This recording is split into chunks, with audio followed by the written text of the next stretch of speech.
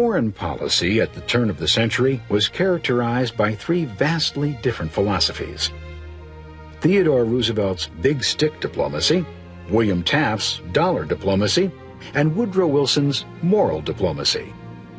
Theodore Roosevelt abided by the African proverb, "Speak softly and carry a big stick."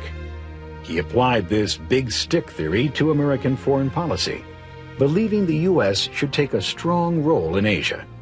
In 1905, Roosevelt intervened to end the war between Russia and Japan over Korea and Manchuria.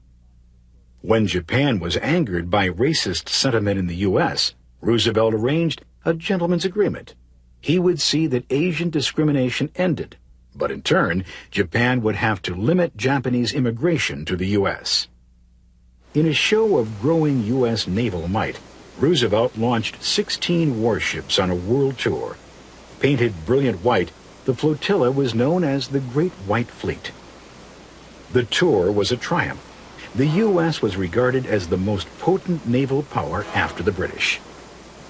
In the interest of connecting the Atlantic and Pacific Oceans, Roosevelt turned his attention to a narrow strip of land in Colombia, the Isthmus of Panama. In 1903, Roosevelt's Secretary of State John Hay failed in an attempt to negotiate a treaty with Colombia for the land. But U.S. interests were not to be denied. Roosevelt backed a Panamanian revolt and negotiated for the Panama Canal Zone.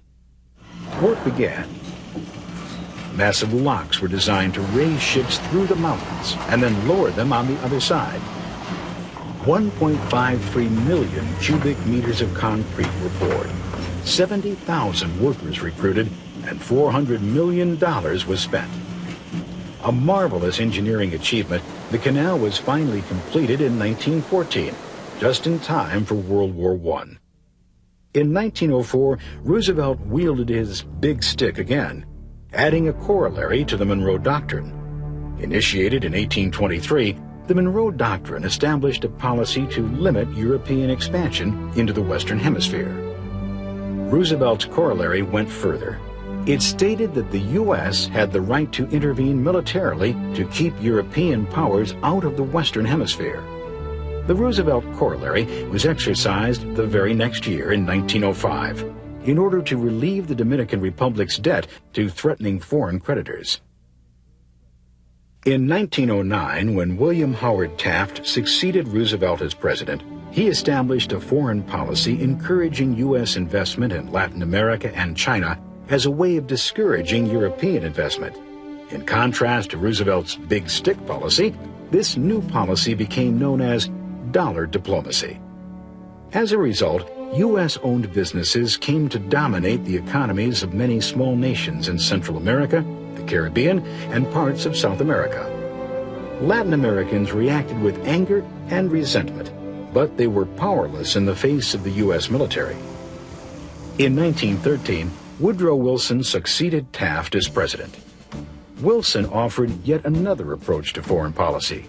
He rejected big stick and dollar diplomacy in favor of a moral diplomacy, applying a moral standard and not recognizing any government that is undemocratic or hostile to U.S. interests.